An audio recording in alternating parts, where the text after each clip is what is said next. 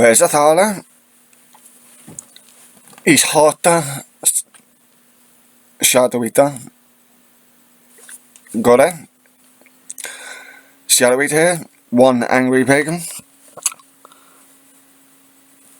Time for Prime Minister's questions. It is, I'm going to pause this a second. It is a cold day, hence this.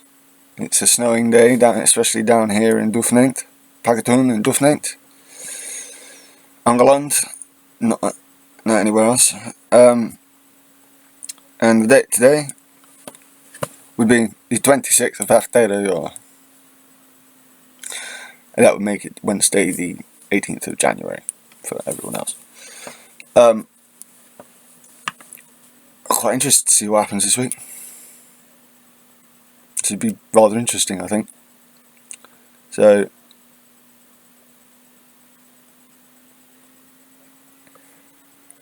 it's I after what's going on, I'm going to be very interested to see, because last week people said that Sunak had a good showing of himself. I don't think so. Not really. I thought it was I thought it was pretty pants from Sunak, actually. Yeah, he was a bit he was a bit rarey, but he was just clutching at straws. So I just, yeah, that's not just me being against the Tories. That's them as it is. So yeah, what I think Sunak really ought to be going in on, Starmer ought to be going in on, is further in on the NHS. Although, with what Barclay said, but then there's apparently been a split in cabinet, so you never know.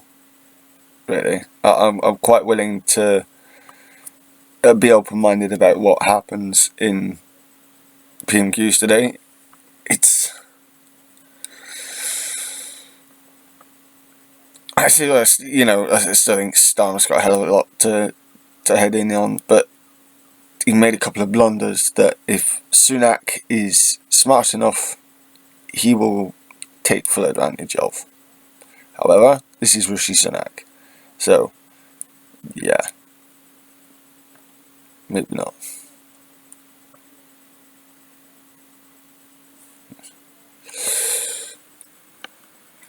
Just waiting for it to come up. We're going to watch the 10 minutes of pre-analysis. I think it's MPs from different parties. That's going to be an interesting one. We'll see if the Flynn gets fairly rarey today.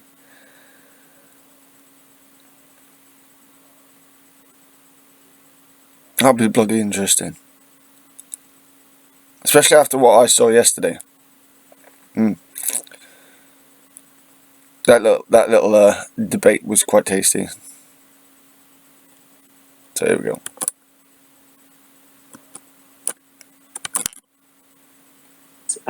Sector and other parts of the public sector are just...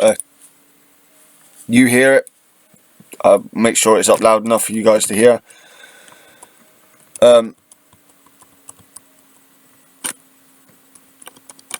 Yeah, you hear it. It's my reactions. Please like, subscribe, comment. And here we go.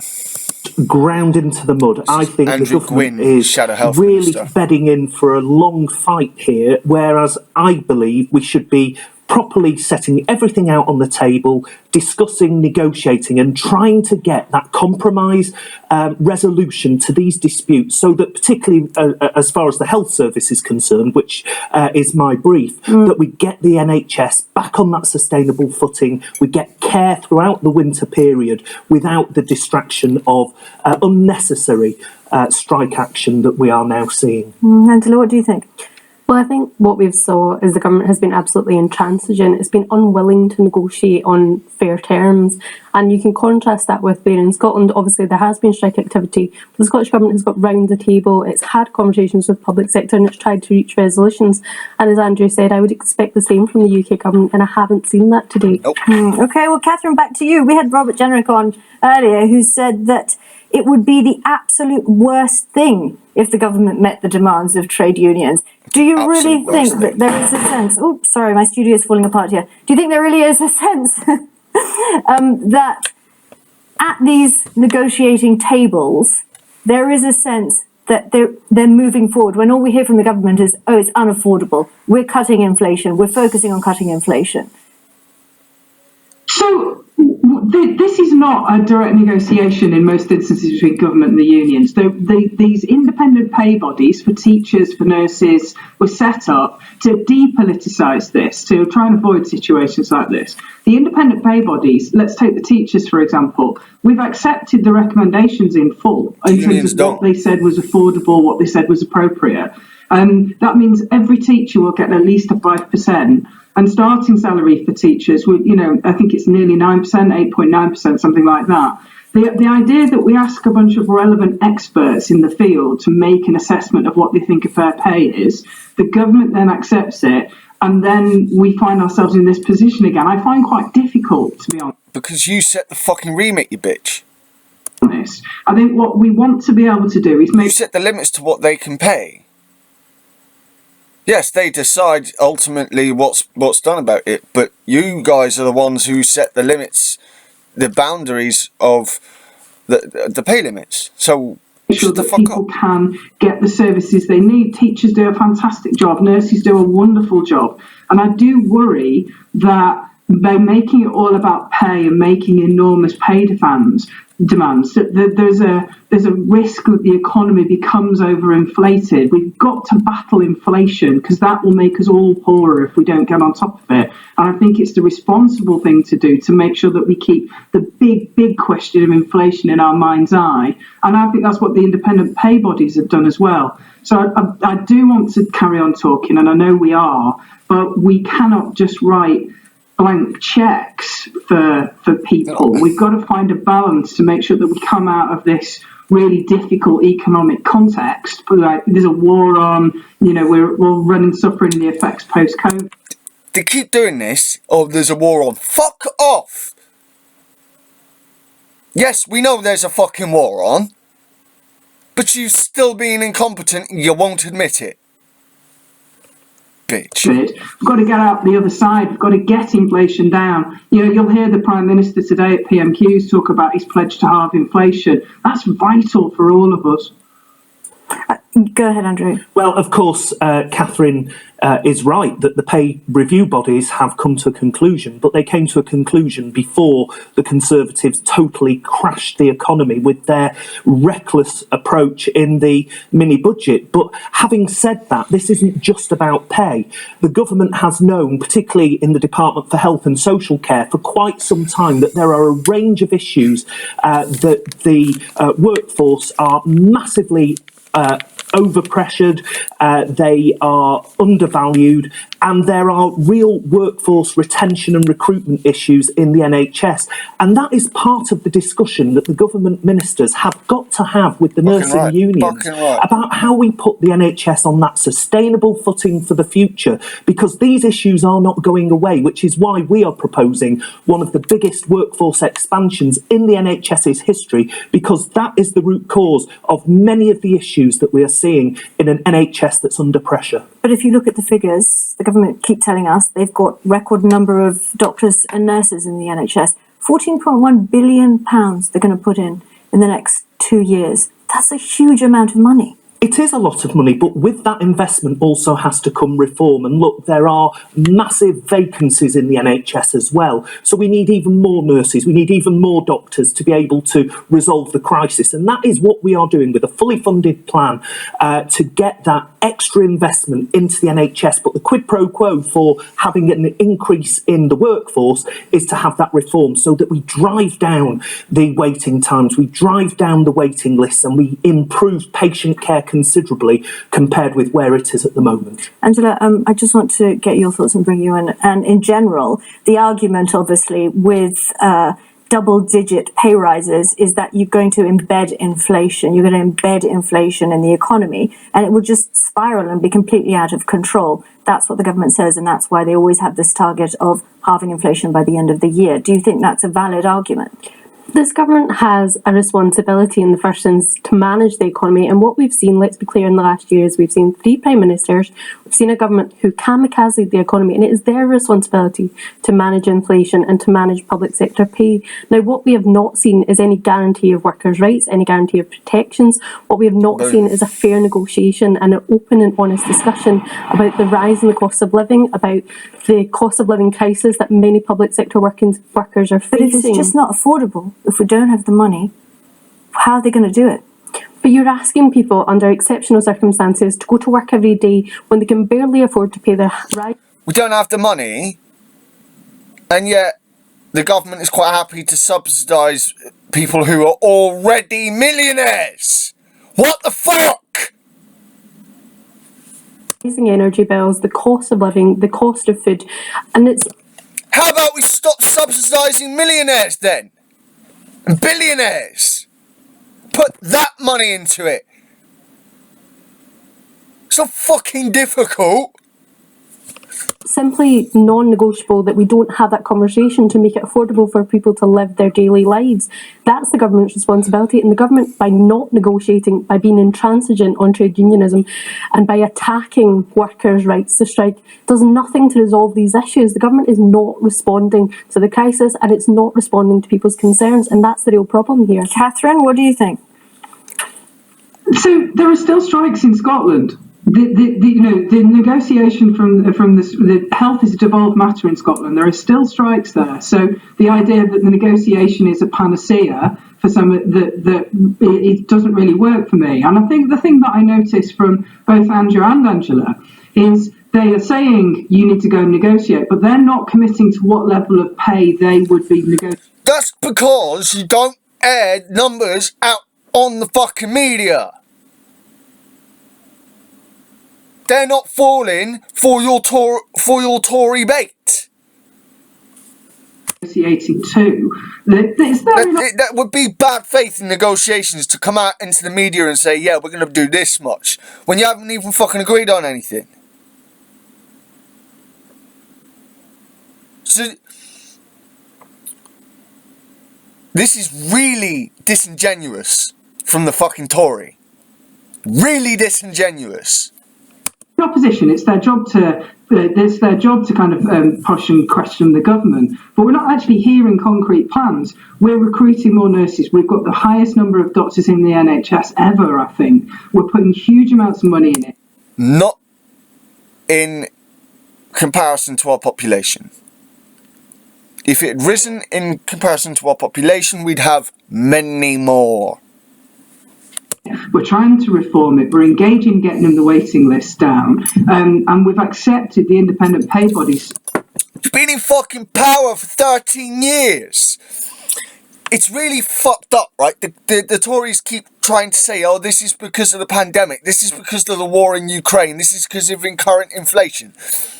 It's also fucking due, and largely fucking due, to 10 fucking years before that of underinvestment and underfunding, under-resourcement, over-privatisation, over-outsourcing. It's completely disingenuous and absolute bullshit for this Tory cunt to be saying what she's saying. Recommendations, you need to actually set out what you do as an alternative and demonstrate that it works. And I don't think Angela and Andrew are quite doing that.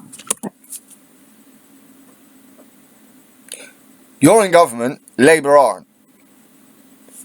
If you can say, oh, Welsh Labour are in power, yeah, Welsh Labour aren't the same as the UK Labour, same as Scottish Labour. There is a split. Okay, we're going to have to leave it there because we've got just a couple of minutes, 3 minutes until PMQ starts. Catherine Fletcher, Andrew Gwynn, Angela Crawley, thank you so much for coming in and talking to us this morning. Right, let's bring in our political editor, Beth Rigby, who's here. Morning to you, Beth. So we've got 3 minutes to go. It's all going to be about strikes, isn't it? I think it's going to be about strikes and the health service, not least. I just want to say, it's not even about, yes, tax the rich more, but you don't even have to do that. You don't. Imagine the amount of money you get back, you'd be saving, without if you don't subsidise the millionaires that don't fucking need the money. They're just taking the piss out of the government and the public. Yeah? Because we're going to have an announcement just after. Unfortunately, I don't think even Starmer's going to be that fucking brave. Prime Minister's questions at about 1 o'clock, we think, about whether or not there will be further I say even Starmer. I don't think Starmer's going to be that brave. Strikes. Now, I spent a bit of time with the GMB union on Monday where they were discussing whether to announce more strikes this week, and the mood music certainly was that there could be more ambulance strikes on the way. And I imagine that Keir Starmer will want to hone in on the nurses' strikes, the ambulance strikes, and the crisis in the NHS and people not getting the service they need. What do you think is going on here, Beth? Do you think they're adopting that age-old negotiating tactic of stalling? Who, the government? Yeah. Well, look, I Hoping think inflation goes down even more.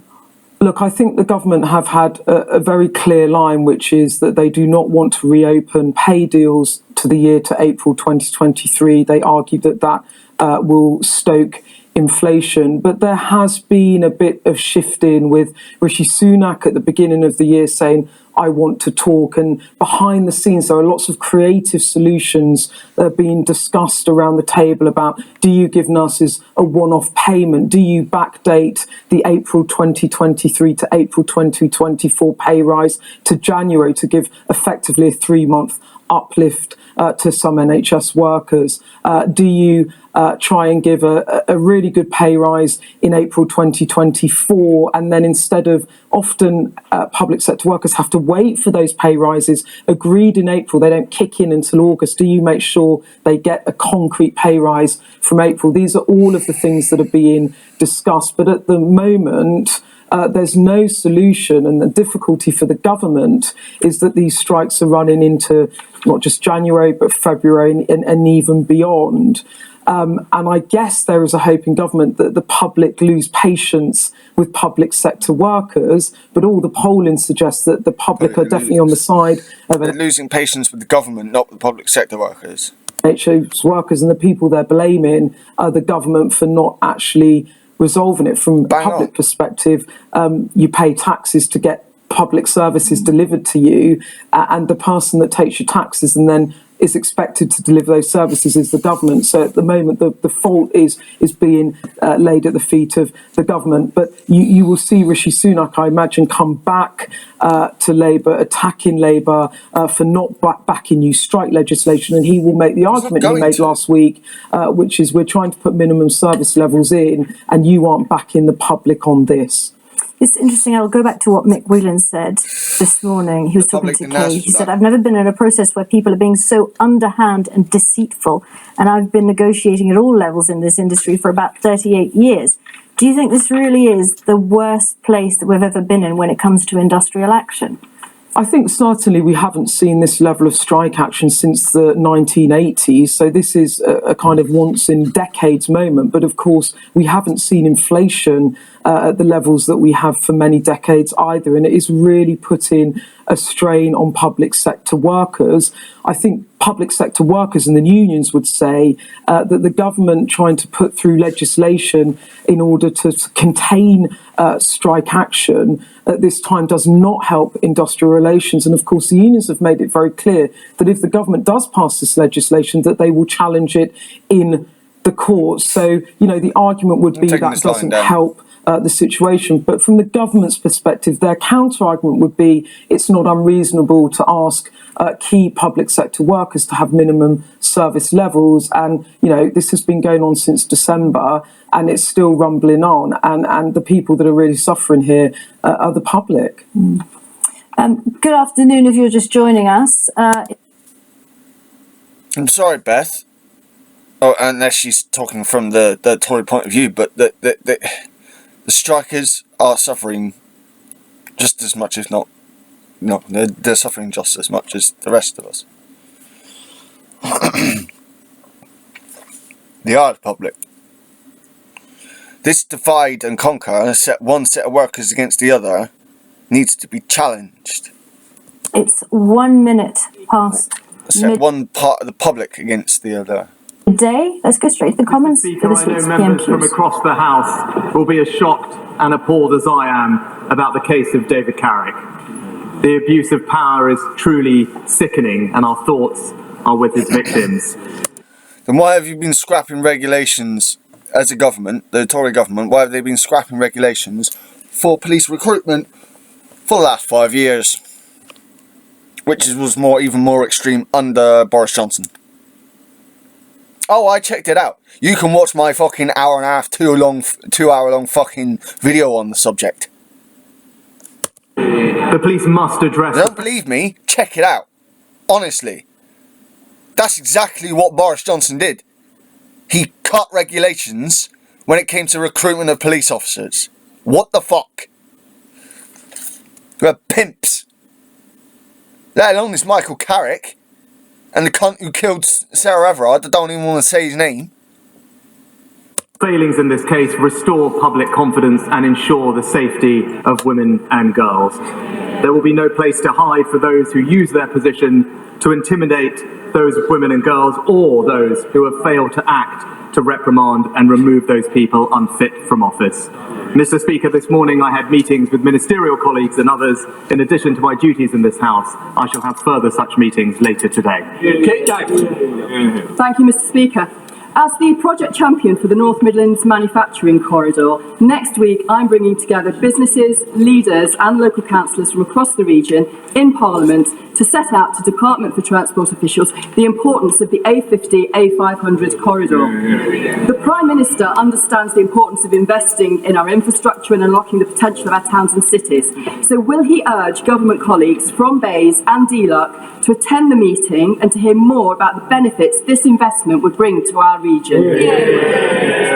Mr. Speaker, the government recognises the strategic importance of the A50, A500 corridor to the Midlands, and the final decisions on this scheme will be made in the third road investment strategy, which is fully published next year. But I know my honourable friend will be contacting ministers in the relevant departments to invite them to hear her case. We now come to the Leader of the Opposition, Keir Starmer. Thank you, Mr. Speaker. Can I join with the Prime Minister in his comments about the dreadful case of Carrick? Mr. Speaker, it's 3 minutes past 12. If somebody phones 999 now because they have chest pains and fear it might be a heart attack, when would the Prime Minister expect an ambulance to arrive? Mr. Speaker, it's absolutely right that people can rely on the emergency services when they need them, and that's why we're Non-answer. rapidly implementing measures to improve the delivery of ambulance times and indeed urgent and emergency care. But I'd say to the honourable gentleman, if he cares about ensuring that patients get access to life-saving emergency care when they need it, why won't he support our minimum safety legislation? Because it wasn't fucking working in the first place! What's the point in putting in minimum fucking service when you can barely provide a service? Fuck you, sneaky Sunak! Mr. Speaker, the Prime Minister could deflect all he likes, but for the person suffering from chest pains, the clock started ticking straight away. Every minute counts. That's why the government says an ambulance should be there in 18 minutes. In that case, it would mean just about 20 past 12. Now, I know he doesn't want to answer the question I asked him, so I'm going to ask him again. Oh, when nice. will that ambulance arrive? Mr. Speaker, because of the extra funding we're putting in to relieve pressure in urgent and emergency care departments. Then why are the ambulances why are the paramedics still going on strike, you cunt? Fuck you. Because of the investment we're putting in ambulance call handling, we will improve ambulance times as we are recovering from the pandemic and indeed the pressures of this winter. But I say to the Honourable I'm giving myself an aneurysm. my case for me, he describes the life-saving care that people desperately need. So why, when in other countries like France, Spain, Italy and others, why is he deprived? Because under your government, the paramedics could barely provide a service. What's the point in legislation for minimal service? Prick! Depriving people here that care. I couldn't be in Parliament. I wouldn't be. I would swear at the dispatch box, calling him a cunt, because he's a cunt. Mr. Speaker, he obviously doesn't know or doesn't care. I'll tell him. If our heart attack victim had called for an ambulance in Peterborough at 12:03, it wouldn't arrive until 2. These are our constituents waiting for ambulances I'm talking about. If it was Northampton, it wouldn't arrive until... Order. Mr. Blister, I hope you want to see the rest of the questions out, because I want you to be here, but you're going to have to behave better. Come on, Keir Starmer. Mr. Speaker, I'm talking about our constituents. If they were in Northampton, it wouldn't arrive until 2:20. If they were in Plymouth, it wouldn't arrive until 2:50. Yeah, it is like that. I'm on the other side of Dartmoor from Plymouth. In Pagatoon. In Paynton. Yeah? He's just as bad over here. And Sunak thinks he can be on top in this? How dare he take the line he's taking, fucking bastard. That's why someone who fears a heart attack waiting more than 2.5 hours for an ambulance. Not the worst case scenario, just the average wait. So for 1 week, will he stop blaming others, take some responsibility, and just admit, under his watch, the NHS is in crisis, isn't it? Well, Mr. Speaker, I noticed that one place the Honourable Gentleman didn't mention was Wales, where we know ambulance times are even worse than they are in England, Mr. Speaker. No, and the reason that is the case, because this is not about politics. This is about the fact that the NHS in Scotland, in Wales, in England is dealing with unprecedented challenges, recovering from COVID, dealing with a very virulent and early flu season, and everyone is doing their best to bring those wait times. Yes. But where does Wales, where does Scotland, and where does Northern Ireland primarily get their funding? Oh, they get it from the Barnett formula. Barnett formula. Oh, and if Sunak says that was increased. Was it increased in proportion? In proportionality? No, it fucking wasn't.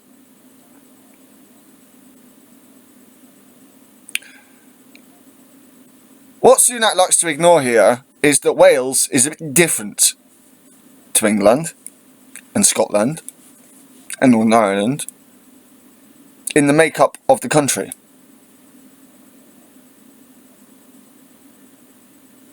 A lot more of the country is rural. There is not enough funding going to Wales to put the infrastructure in, which Labour have wanted to do.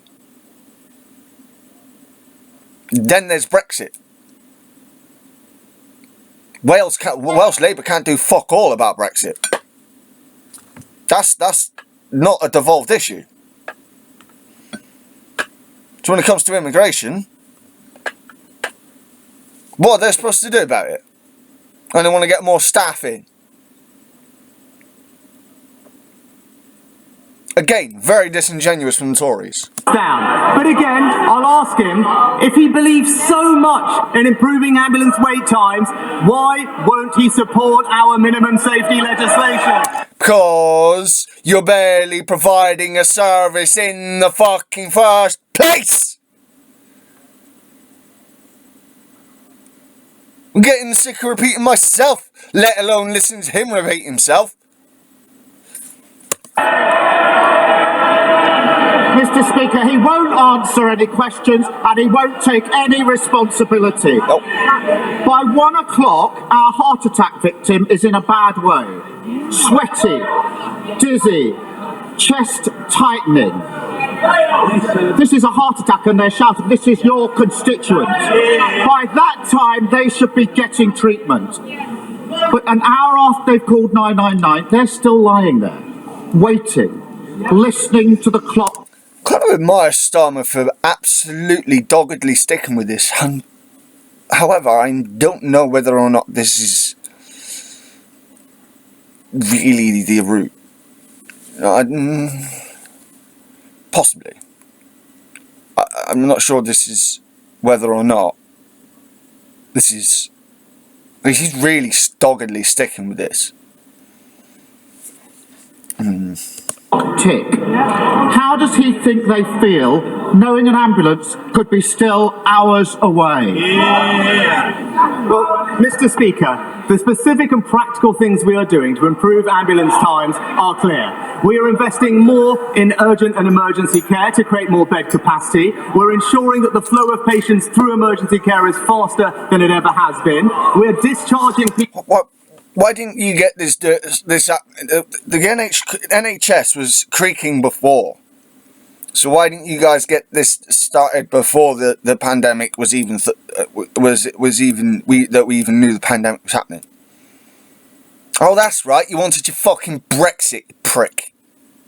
Other things took priority over health. That goes to show you the priorities of the Conservative Party. Brexit over healthcare. People at a record rate out of hospitals to ease now you're doing it. What about the last 13 years, you prick? Constraints that they are facing, and we are reducing the call-out rates by moving people out of ambulance stacks and being dealt with in a community. Now, these are all very practical steps that will make a difference in the short term, but I ask him again and again, and we know why. It's not Leader of the Opposition's questions. Piss off. The reason that he is not putting patients first when it comes to ambulance waiting times is because he is simply in the pockets of his union paymaster. Mr. Speaker, this isn't hypothetical, this is real life. Stephanie from Plymouth was battling cancer when she collapsed at home. Her mum rang 999, desperate for help. Gotta admit, Stomach really pissed off. Ooh, he looked really pissed off. When he said that this is real life, I don't know if anyone heard that, but some Tory cunt tried to fucking go, yeah, is it? That Starmer's face. If he was allowed to swear, he would have gone off on one, I reckon. Lived a couple of miles from the hospital, but they couldn't prioritise her. She was 26 when she died, waiting for that ambulance. A young woman whose life was ended far too soon. And as a dad, I can't even fathom that pain. So, on behalf of Stephanie and her family, would you stop the excuses, stop shifting the blame, stop the political games, and simply tell us, when will he sort out these delays and get back to the 18-minute wait? Mr. Speaker, of course Stephanie's case is a tragedy. Of course, people are working as hard as they can. You are the ones who pushed it to this position in the first place! What a bunch of cunts! And to ensure people get the care they need. But he talks about political games. He is a living example of playing political games when it comes to... Say sneaky Sunak. The person who only became leader because they cut out membership. Like, don't get me wrong, it was clever to do that, but it was still political scheming. Like, it's utterly hypocritical from either side, really. But for Sunak to come back with it, it's just, especially considering he's Prime Minister, fucking dick. People's healthcare. I've already mentioned what's been going on in Wales. Is he confident in the Labour-run Wales NHS that nobody is suffering right now? Of course they are, Mr. Speaker, because the NHS everywhere is under pressure. What we should be doing is supporting those doctors. Right. The NHS was split up into loads of different sections by the, oh, that's right, the Conservative Party. There is less connection between different sections of the NHS, not just between countries.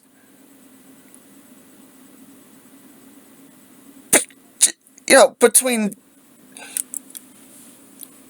I went from Plymouth to back... I went from Pakenham to Plymouth to back to Pakenham. Right?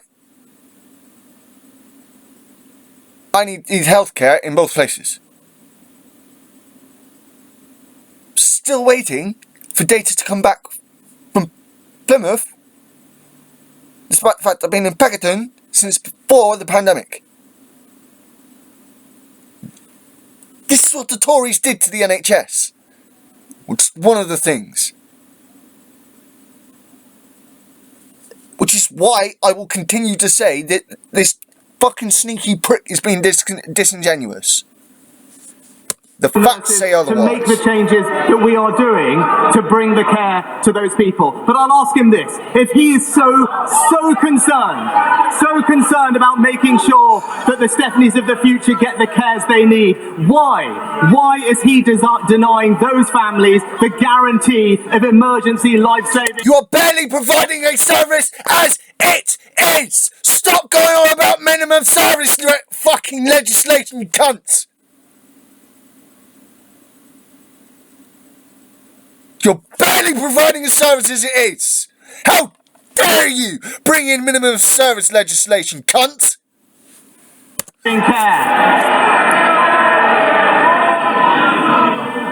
So that's his answer to Stephanie's family. Deflect, blame others, never take responsibility. Just like last week, he won't say when he's going to deliver the basic minimum service levels people need. Mr. Speaker, over the 40 minutes or so that these sessions tend to last, 700 people will call an ambulance. 2 will be reporting a heart attack. 4 will be reporting a stroke. But instead of the rapid help they need, many will wait and wait and wait. So if he won't answer any questions, will he at least apologise for the lethal chaos under his watch? Mr. Speaker, he asked about the minimum safety levels. We will deliver them as soon as we can pass them. Why won't he vote for them, first of all? But, Mr. Speaker... Minimum safety levels could be reached if you got the service to actually provide minimum service levels in the first place. You don't need any legislation for that. You need to actually fix the damn thing so it can provide minimum service. It can barely provide minimum service.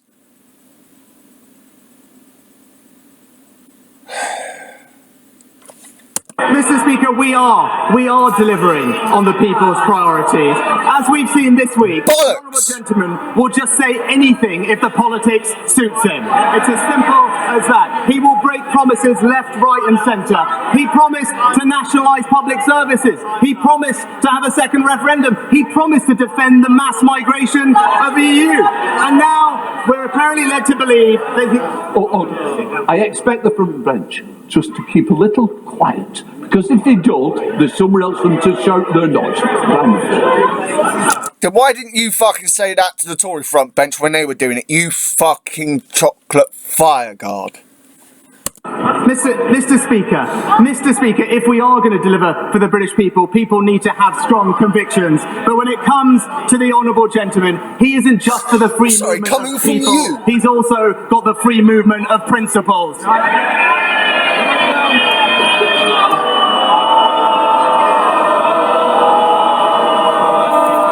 Mr. Speaker, on Monday, the independent Net Zero Review was published by my honourable friend, the member for Kingswood. Does my right honourable friend join me in welcoming many of those recommendations, and in particular to provide clarity and continuity to all those working to decarbonise our economy, especially those supporting South Shropshire Climate Action Group in my constituency? Well, Mr. Speaker, can I thank my right honourable friend, the member for Kingswood, for his view, but also pay tribute to my right honourable friend for his work in this area. I'm pleased that the report recognised the UK's leadership in tackling climate change and catalysing a global transformation in how other countries are dealing with it. We could have actually done better. We could have done better than what the Tories are saying, patting themselves on the back for. We could have done better than that, but no.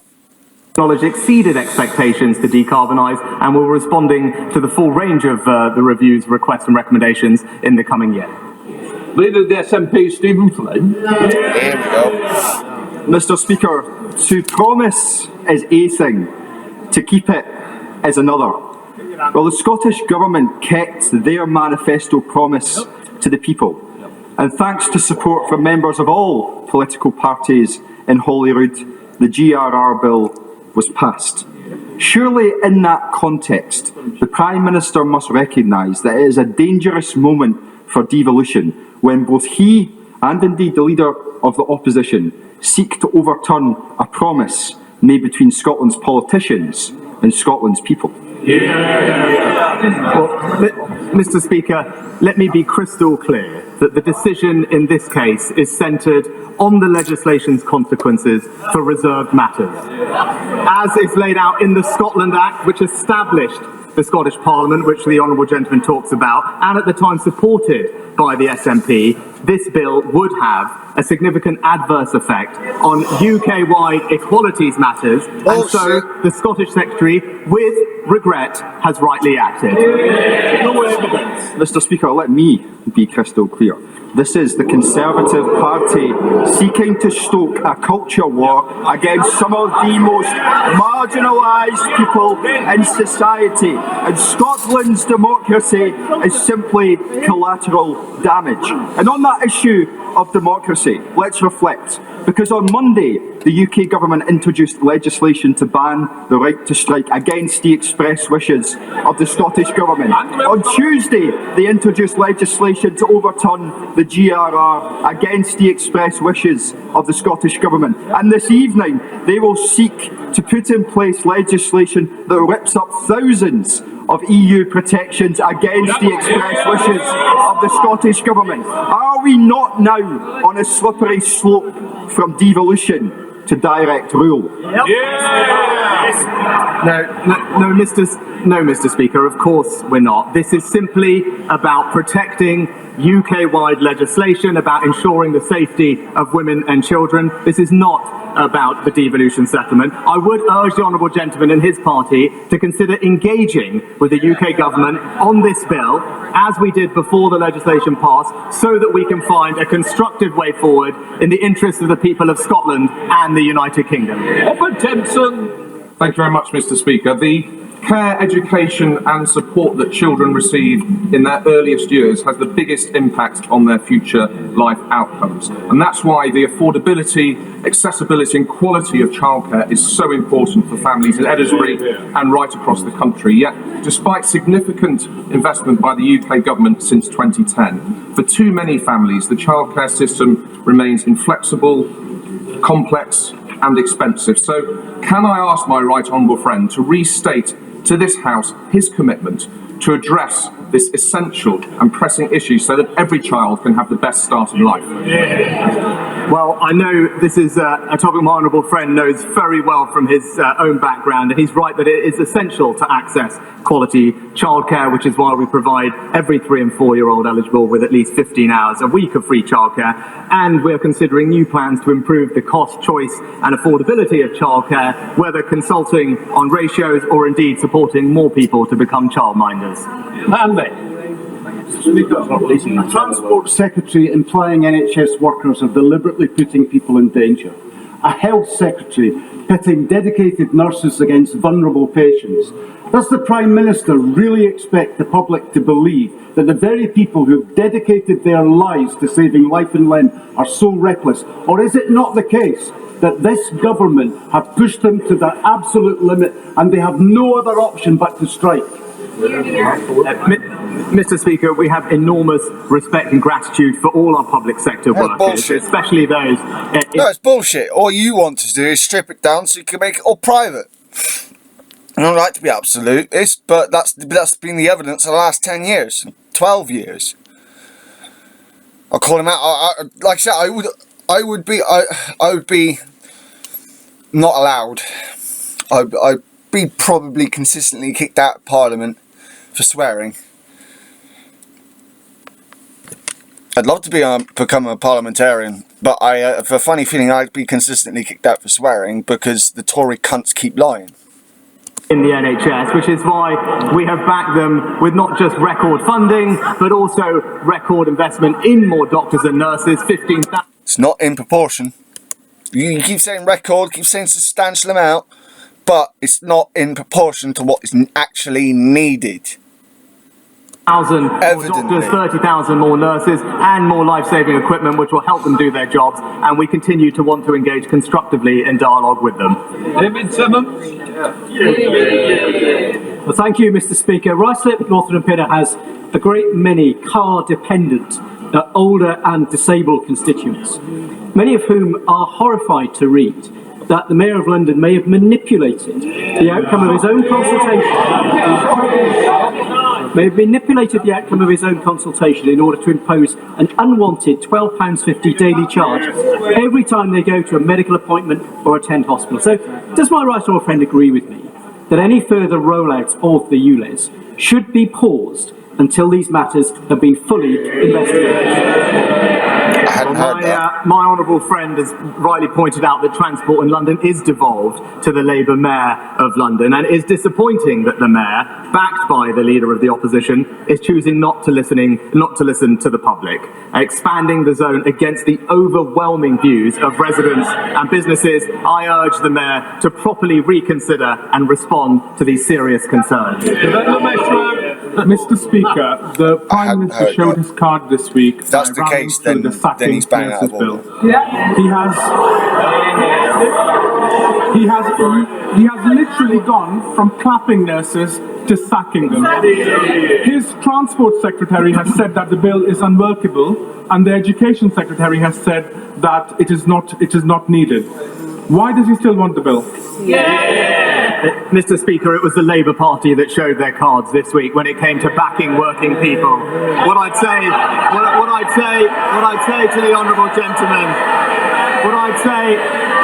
to the honourable gentleman, if he really cares about supporting patients, if he really cares about children getting the education they receive, if he really cares about working people being able to go about their lives free from disruption, he should join actually in legislation which is prevalent in many other countries, ensure minimum safety levels in our critical public services, and get off the picket lines himself.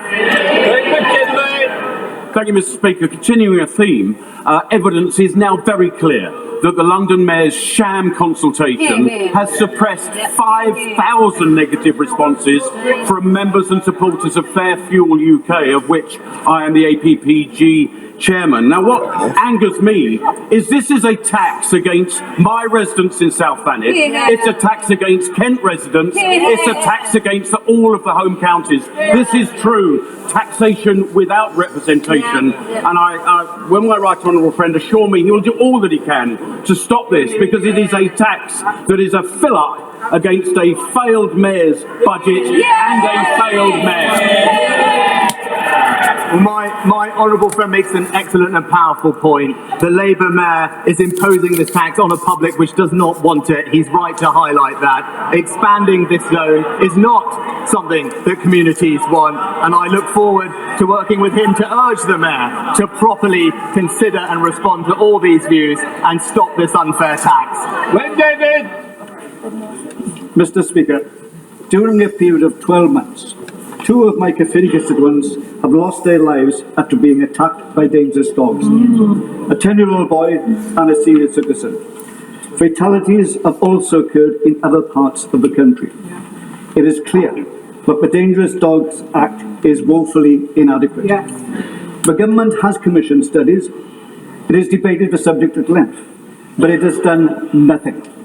My question is, when will the government take action on the issue of dangerous dogs?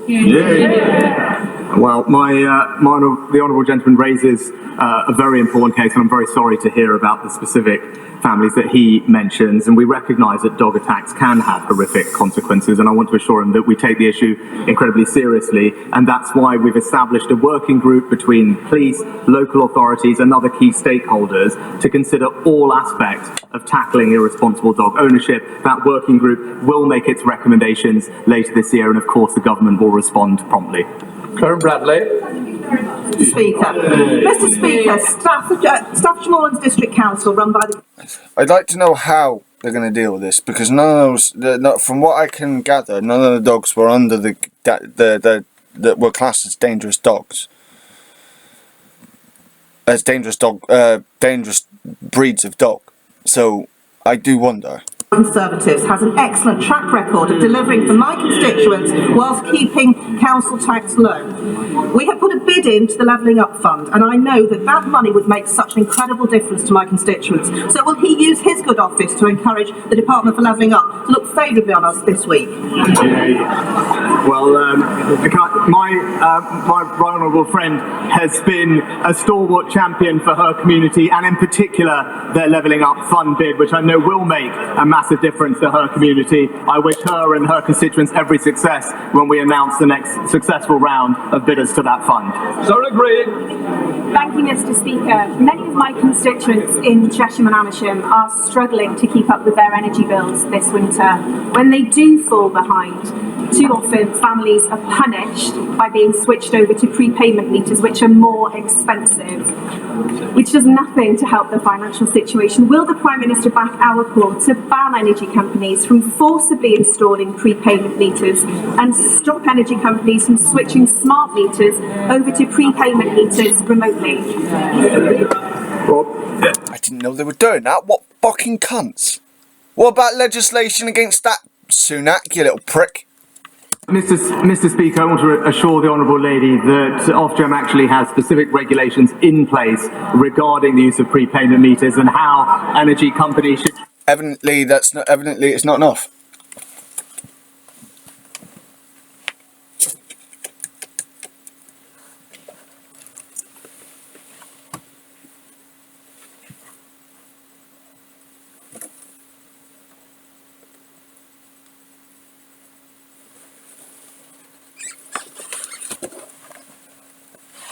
Evidently it's not enough. Hello, girlie. What are you doing? This is my Freya. Yes, it is. Yes. Oh, I'm sorry.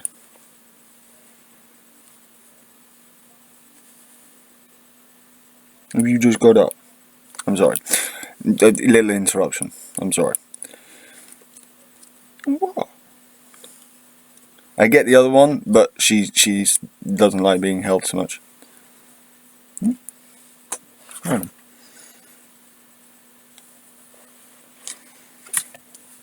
Treat those that are struggling with their bills, but what I am pleased to say is that her constituents will receive around £900 at a minimum of support with their energy bills this winter as a result of the actions of this government. Jack the plastic.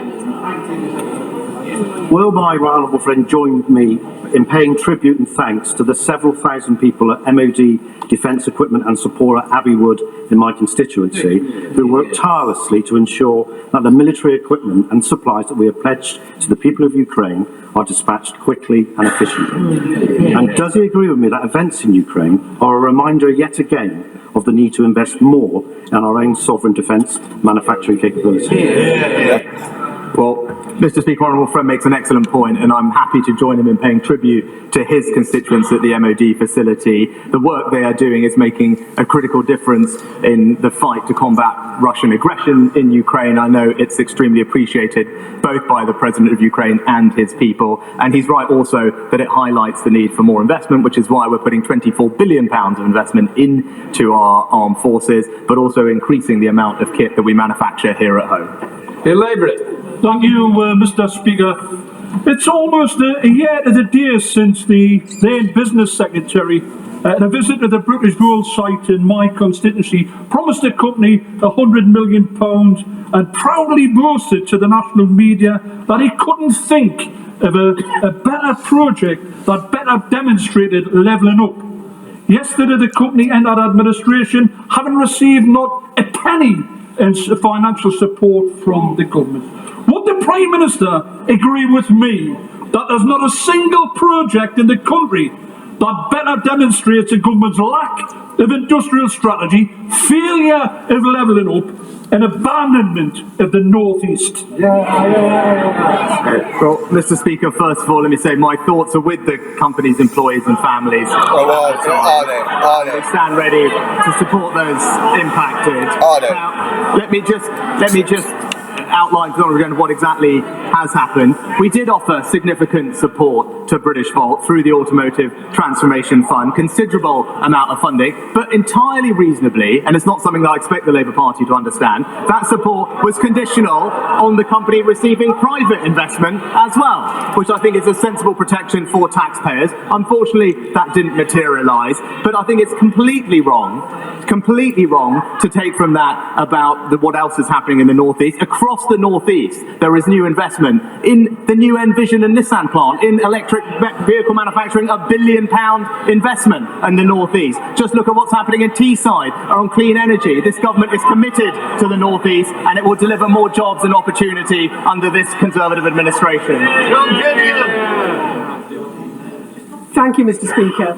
Mr. Speaker, the Prime Minister has long been a friend to business. As Chancellor, he listened to businesses in Stoke-on-Trent Central about their issues. Stoke-on-Trent has a wide range of manufacturing, fabrication and engineering excellence. Does he agree with me that growing these activities is a vital strand of our levelling up ambitions? And may I invite him to revisit my constituency to meet with them?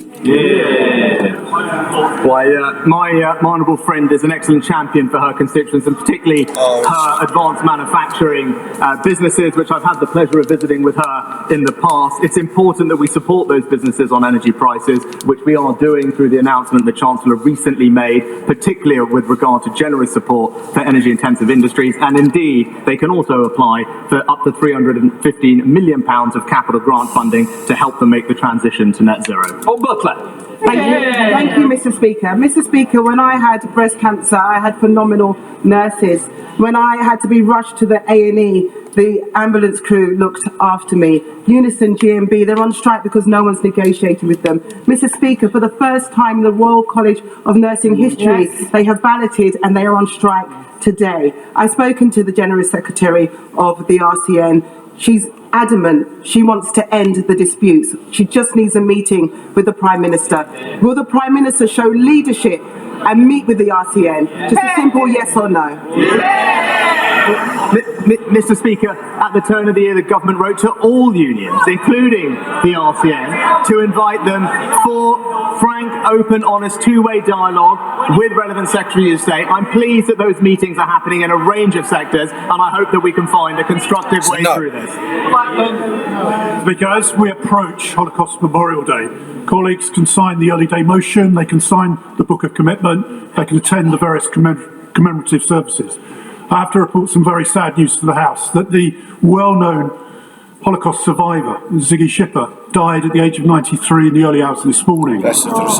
He was a survivor of Auschwitz, Birkenau and Stutthof concentration camps. He spent his life in this country spreading his message of hope to young people. Will my honourable friend join with me in thanking Ziggy for his life, for his message, which is very vitally important as we sit here today. Do not hate. Yes.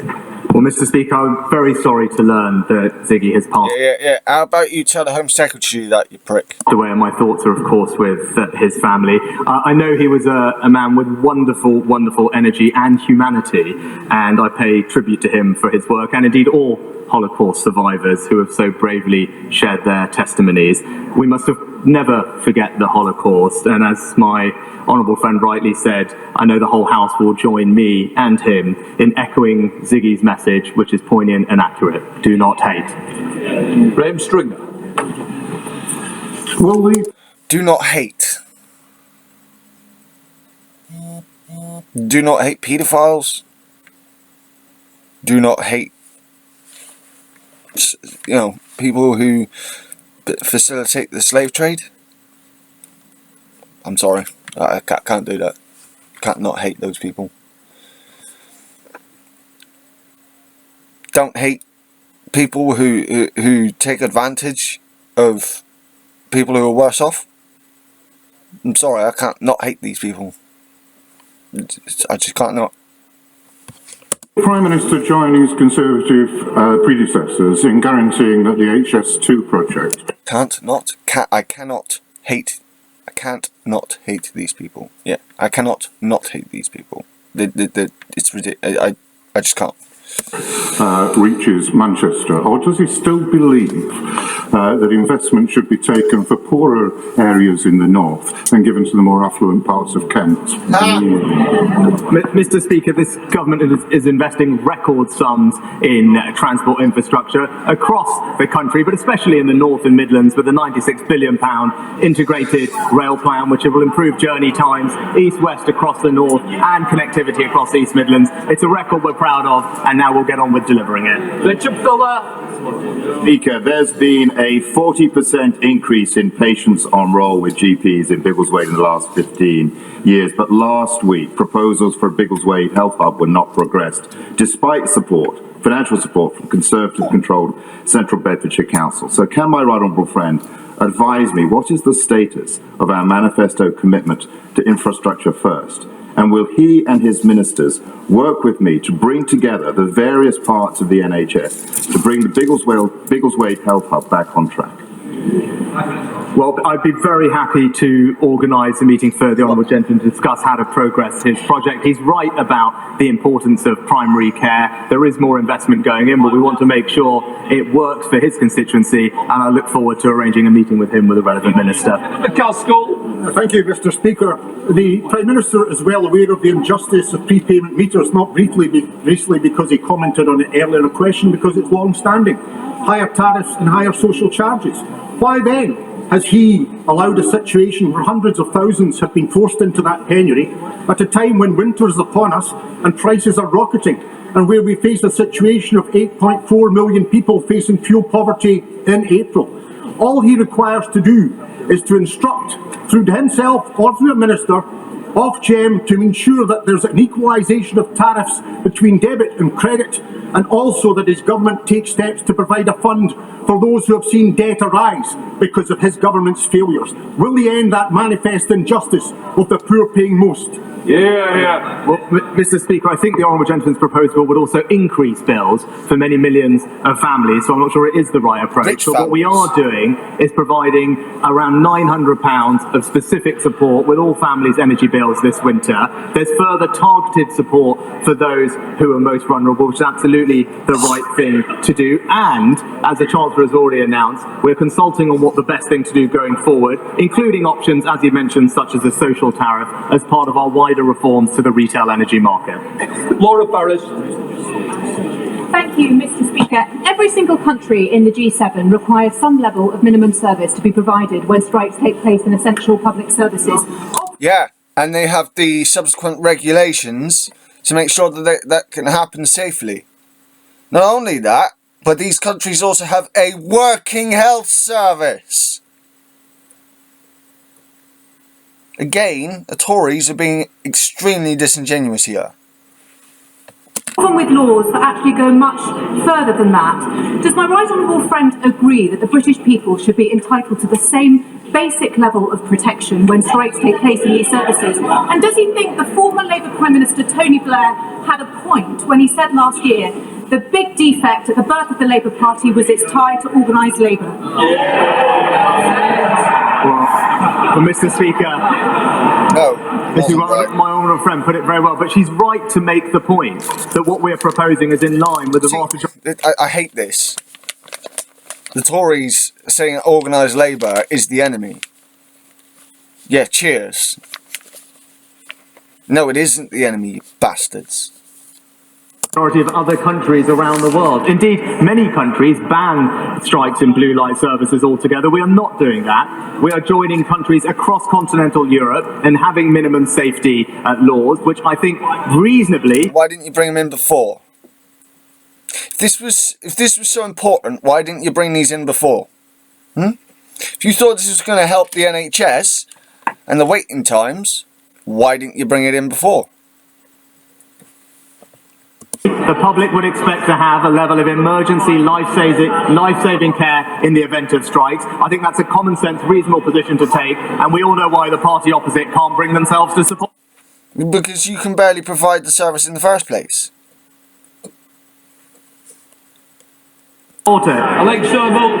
Thank you, Mr. Speaker. This month, the Right Honourable Member for Stratford-upon-Avon was forced to pay millions to HMRC to settle a tax dispute. Was the Prime Minister aware of the investigation when he appointed him to his Cabinet and as Chairman of the Conservative Party? Will the Prime Minister demand accountability from his Cabinet members about their tax affairs? Well, Mr. Speaker, my honourable friend has already addressed this matter in full, and that's nothing more that I can add. Speaker, if I may, I would like to begin by putting on record this House's heartbreak at the tragic death this morning of our friend Dennis, the Minister of Interior Affairs in Ukraine, and his deputy, and all those who were killed in that tragic accident. I'm sure this House is united in our feeling on that. Turning to more local affairs, as many have pointed out, the government, I understand, is in the final furlongs of giving out its levelling up bids, and I must ask him to look kindly upon building the borough market of the Midlands and building a future Meditech hub in Rutland. So can he assure me that not just urban, but also rural areas will be levelled up? Well, Mr. Speaker, let me join with my honourable friend in paying tribute to the family of the Interior Minister in Ukraine. I know our thoughts will be with him at this difficult time. And also I can confirm to her that this government believes levelling up should apply equally everywhere across our United Kingdom. Urban and rural communities up and down the country will get the benefit of having the investment that they deserve, making sure that we can spread opportunity and ensure everyone has pride in the place that they call home. Mr. Speaker, David Cameron said the Scottish Parliament was one of the most powerful devolved parliaments in the world. Yet the Prime Minister continues to block the Scottish Parliament's clear mandate to allow Scots to choose their own future. And on Monday he sent his MPs through the lobbies to deny Scottish workers' right to strike despite overwhelming Scottish Parliament opposition. And Tuesday he sent his Secretary of State for Scotland to block an act of the Scottish Parliament voted for by 70% of MSPs, including Tories. Does he still think that David Cameron's ridiculous assertion holds any water whatsoever? Mr. Speaker, there have been 347 acts passed by the Scottish Parliament, which is undeniably one of the most powerful devolved legislatures anywhere in the world. In this exceptional case, it's clear that the Act does have adverse consequences for UK-wide equalities legislation. So in those very exceptional circumstances, the Scottish Secretary has regretfully taken the decision to block passage of the legislation. But as I said previously, we want to engage in a dialogue with the Scottish Government to ensure that we... Bollocks! You've never wanted to exchange in a dialogue with the Scottish administration. The Tories have never wanted to do that. That's complete shite. Can find a constructive way to... They want Scotland to sit and do as it's damn told. Thank you, Mr. Speaker. The British people rightly expect us to be able to control our borders, so I was very pleased that the Prime Minister made one of his 5 priorities the need to stop the boats in the Channel. Can he reassure me and my constituents in Newcastle under Lyme that not only will we bolster the patrols on the French beaches, but we will make sure that people who do make that dangerous journey and arrive are removed? Well, Mr. Speaker, my honourable friend is right that this is a priority for all our constituents. He's right to highlight the new deal that we have with France, which increases funded patrols on French beaches by 40%. And as he said, we must go further to solve this problem once and for all. And that means introducing new legislation that makes it unequivocally clear that if you enter the UK illegally, you should not be able to stay here, but instead will be swiftly detained and removed. Imran Hussain, Mr. Speaker, last night the BBC revealed the Foreign Office knew the extent of Narendra Modi's involvement in the Gujarat massacre that paved the way for the persecution of Muslims and other minorities we see in India today, with senior diplomats reporting that the massacre could not have taken place without a climate of impunity created by Modi, and that he was, in the FCO's own words, directly responsible for this violence. Given that hundreds were brutally killed and that families across India and the world, including here in the UK, are still without justice, does the Prime Minister agree with his diplomats in the Foreign Office that Modi was directly responsible? And just what more does the Foreign Office know of his involvement in this grave act of ethnic cleansing? Well, Mr. Speaker, the UK government's position on this has been clear and long-standing and hasn't changed. Of course, we don't tolerate persecution where it appears anywhere, but I'm not sure I agree at all with the characterisation that the honourable gentleman has put forward. That completes Prime Minister's questions. I'll just let the chamber clear. Okay, and there you have it. Rishi Sunak answering MP's questions. We're going to go through all of that. Beth Rigby is here, but shortly after PMQ started, the Home Office released a statement on tackling police misogyny and predatory behaviour.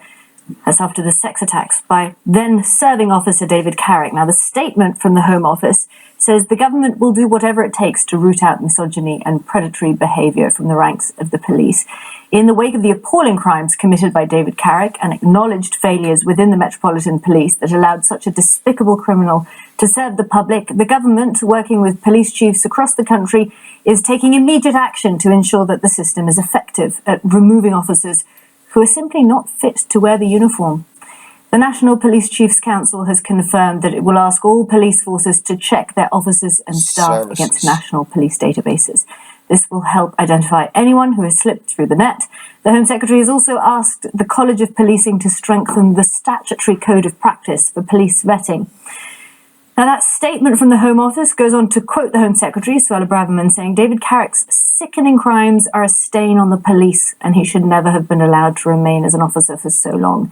It ends by saying the Prime Minister will meet with Met Commissioner Mark Rowley later on today to make clear we must work together to root out the misogyny and predatory behaviour within the police's ranks to restore public confidence. So that is from the Home Office. Just after PMQ started, they released that statement on David Carrick, and indeed Rishi Sunak did refer to that case, calling Carrick's abuse of power truly sickening. So let's go back and have a look at PMQs. Beth Rigby is here. Beth, as I said, he did refer to the David Carrick case, but the heated debate, shall we say, was about ambulance waiting times. Again, Sir Keir Starmer bringing up specifically 2 hours, what was it, 2 hours 40, he said? 2 hours 40 minutes, yeah. But just before we get into PMQs, there is some other breaking news, which is that the former Environment Secretary, George Eustace, once, in Cabinet for a number of years, has just announced that he is going to stand down as an MP at the next general election.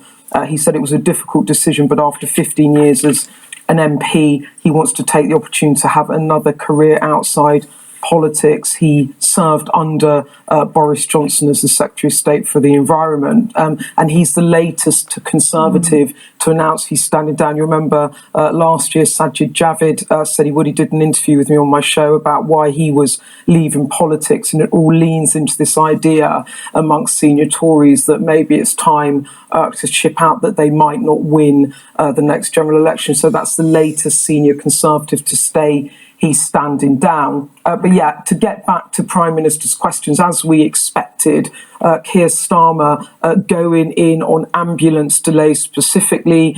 There's another reason he's doing that today, because at 1 o'clock, we expect to find out whether there will be more nationwide strikes from ambulance workers in February and potentially into March.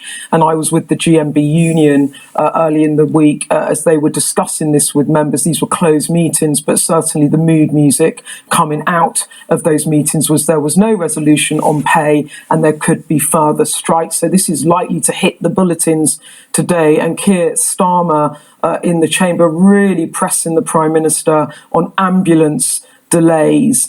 And what he did was he started off with a hypothetical question about if you had chest pains, how long might you want to wait for an ambulance? And he then turned that hypothetical question into a real life story about a young woman called Stephanie, who was a cancer sufferer, lived in Plymouth.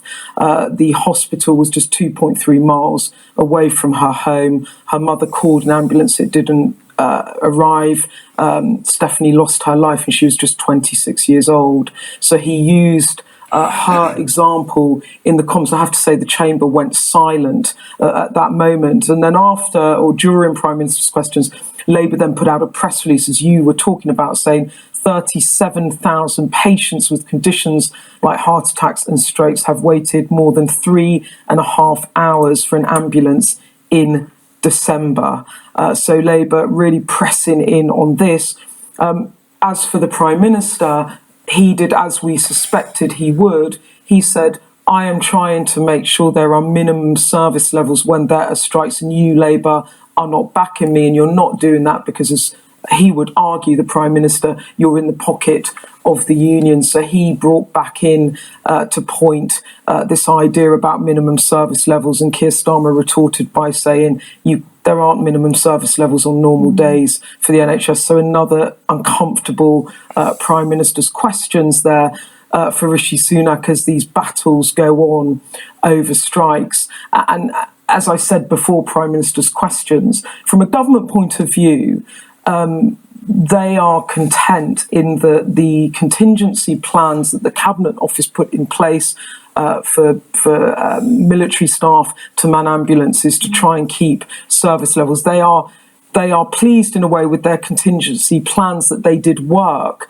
And their hope is, I guess, that they can keep those contingency plans going. But the problem they have is the public do not blame, polling suggests, public sector workers for the strikes. They blame the government for not resolving them. And there is sympathy for public sector workers that work really hard and are suffering because of these crazy levels of inflation that is really eating into people's wages and cost of living. So another round of strikes due, still negotiations ongoing, but I would argue that the pressure on the government to try and resolve this is ratcheting up as the strikes look to go not to January but into February and March. And it's going to be another set of bad headlines for the government today when, as I suspect, at 1 o'clock ambulance workers announce more strikes.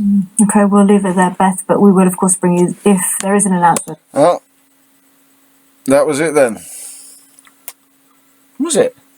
Was that it? That was a poor performance from Sunak, wasn't it? Yes, it was. Yes, it was. What a prick. What an actual fucking conniving, sneaky little prick.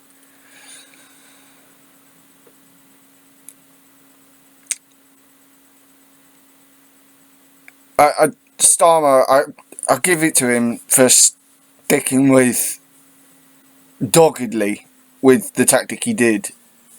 Not sure if it's going to hit as hard. I hope it does, but I'm not sure it's going to hit so hard. However, despite the noise that the Tories were making behind Sunak, it's just the same old bullshit. He's almost trying to emulate. I almost recognise Boris Johnson in a lot of those answers. Don't do it. Don't do that, Sunak. Make things worse for yourself. Well, this has been Shadow Eater.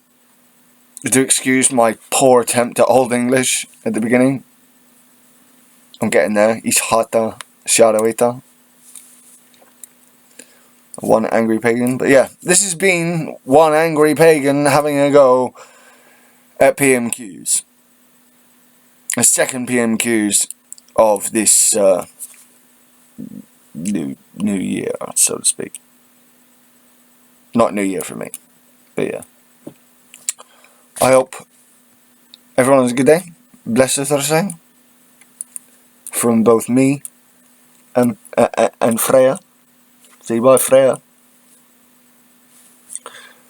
Goodbye, people. From